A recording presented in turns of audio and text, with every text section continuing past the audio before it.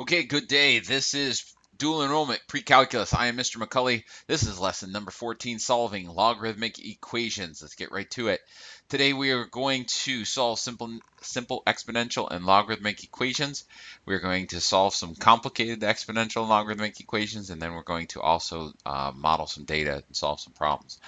So, just a few quick notes before we get into it. When solving equations involving exponential variables and or logarithms, we will always follow the rules of algebra.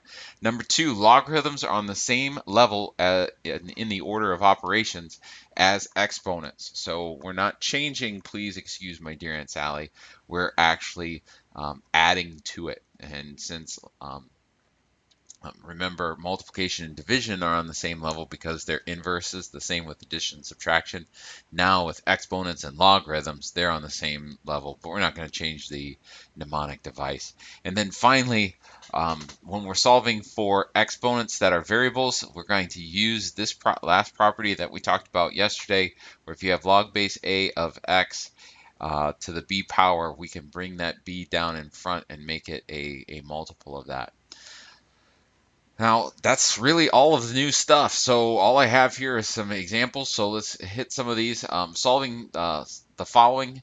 Some of these first two, we could actually do without using a graphing calculator or anything like that, because we can change the powers.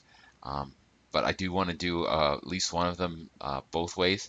And so the first one here, 3 to the x equals 81. If we recall that 81 is 3 to the fourth, we can go 3 to the x equaling to 3 to the fourth, and therefore x must equal just 4. All right, now we can do it that way, but the one thing that we want to start using is we want to start solving for these variables where it's the number that we're looking for is not necessarily a perfect power of the base of the exponent. So in this particular instance, if we're doing it again, 3 to the x equal 81, we're going to take a known logarithm of both sides. And since the base of this one isn't either e or 10, it doesn't really matter. So I'm going to take the ln of both sides. So ln of x equals the ln of 81. And then I'm going to use the ln of, or let's do it correctly. Use log base a of x to the b equal to b times log base a of x. And we're going to bring that exponent down. So I've got x equals the ln of 3, or x times the ln of 3 equals the ln of 81. Divide by ln 3. And so we get an instance that's kind of like that change of base formula that we learned in the last section, ln of 3. Go to your graphing calculator. The ln of 81 divided by the ln of 3 does in fact give us 4. That's good because that's what we had come up with before, and that is our final answer. So doing something similar here, I'm going to say that the ln, I'm going to take the ln of both sides, so the ln of 1/2 to the x is going to equal the ln of 32. Bring that exponent down, x ln of 1/2 equals the ln of 32, and then x equals the ln of 32 all over the ln of 1/2. And again, we're just going to grab our graphing calculator. The ln of 32, close parenthesis, divided by the ln of 1/2, 0.5 is good. And we get -5 for that particular answer. So x equal to -5. All right, moving on. Solving the following. Now, these specific examples do not have whole number answers, and we do have some things that we want to talk about with that. When you see an e in this one, you definitely want to use ln, because recall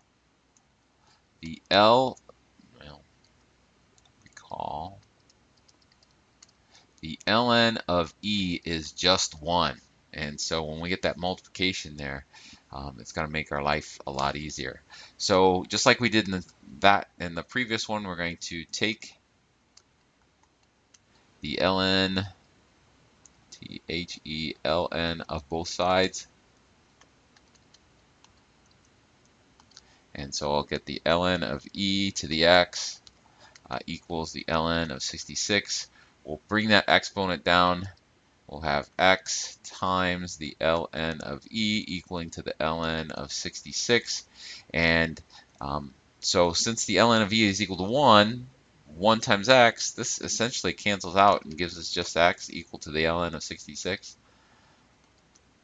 And that we can put on our calculator. So ln 66 close the parentheses equals, so we want to round to 3 decimal places, 4.189, but the 6 here should round that up to a 0, which would round this up to a 9, so it's 4.190 is what we're going to end up with.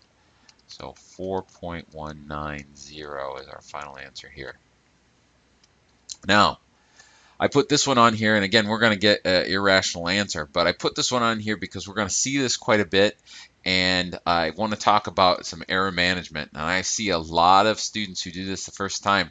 They want, as their first step, they want to make this 40x equals 325. And we can't do that because the order of operations say that you should do exponents before you do multiplication. So if you were to multiply these two together before you dealt with this exponent, you would be breaking the rules of order of operations. So what should we do? Well, what we should do is divide both sides by 5. All right, so I'm going to divide by 5, divide by 5. That'll give me 8 to the x. All right, 5 into 3 doesn't go. 5 goes into 32 6 times with 2 left over. And then 5 goes into 25 5 times, so this is 65. And just like we did in the last one, I'm going to take the ln of both sides.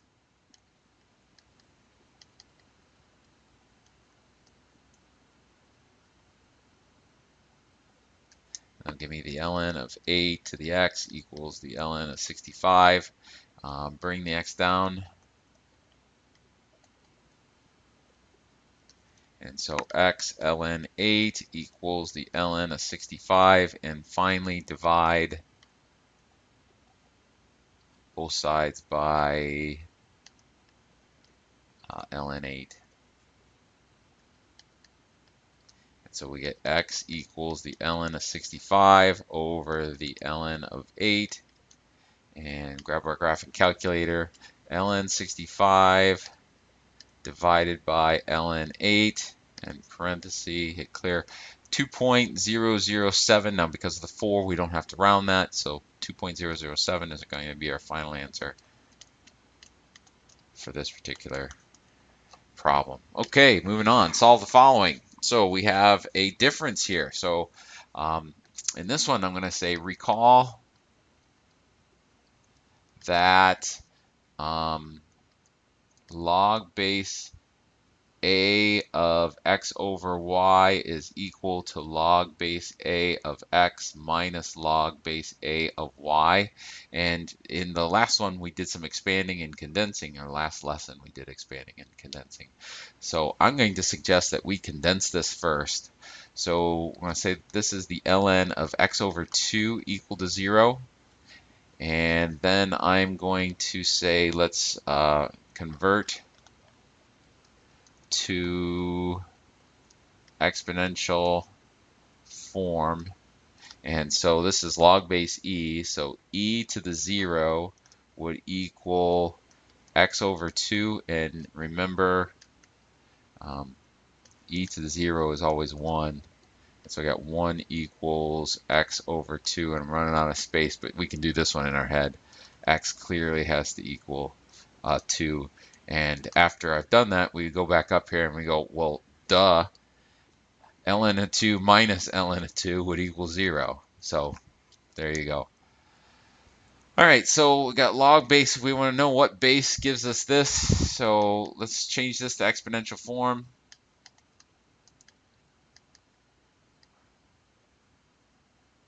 see what happens. So if x squared equals 81, and if you want, we could take the square root of both sides. So x would equal plus or minus the square root of 81, which would be x equal to plus or minus 9. Now, remember, the bases must be positive.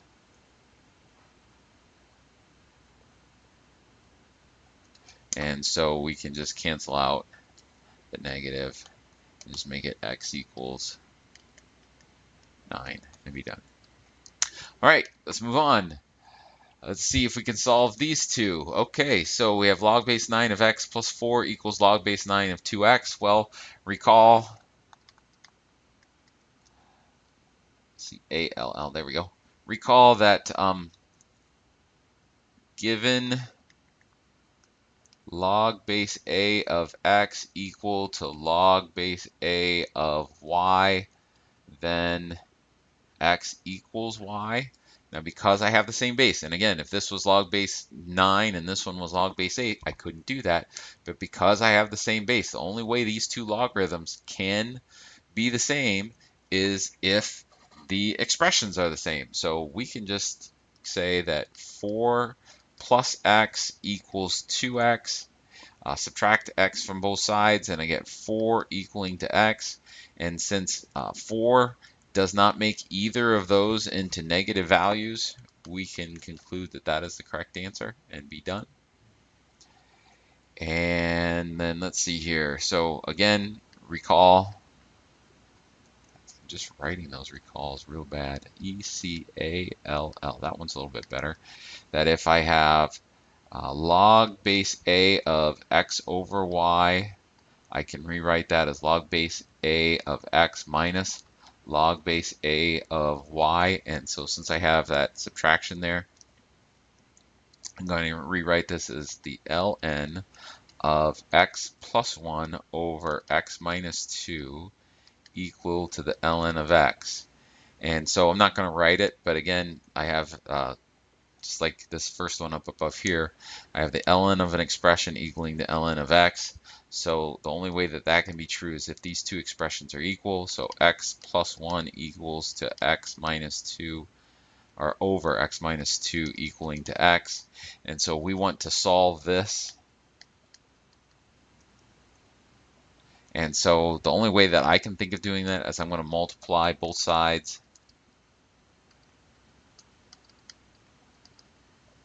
by this denominator, x minus 2. And that'll give me x plus 1 equals x squared minus 2x. And since I have a quadratic, I'm going to set it equal to 0.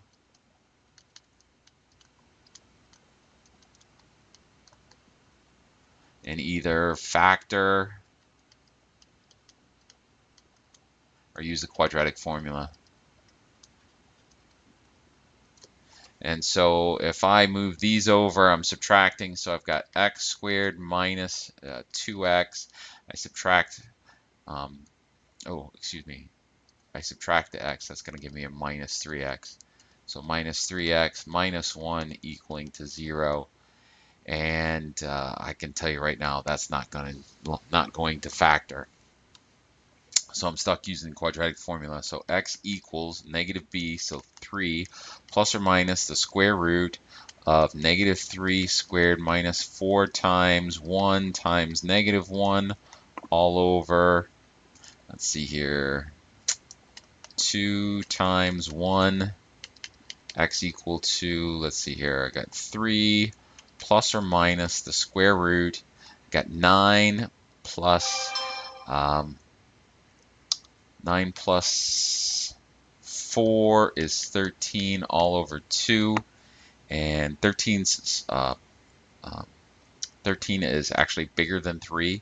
So when I go 3 minus the square root of 13, I'll get a negative. So 3 minus square root of 13 over 2 is negative. And therefore, and so if I go back up here, if I plug in negative square root of 13 or 3 plus square root of 13 over 2 into this one or into this logarithm, they would be both outside the domain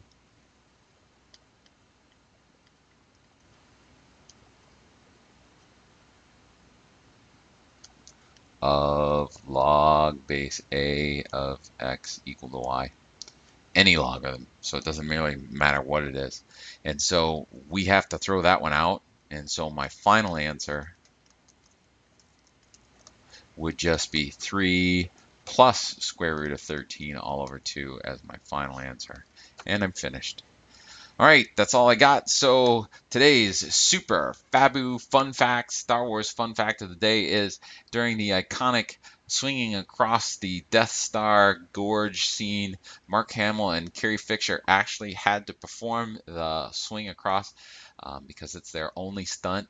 And Star Wars was done on such a shoestring budget, the original one, that they didn't have a budget to cover stunt doubles. So that's all I got. You guys have a good day. See you in class.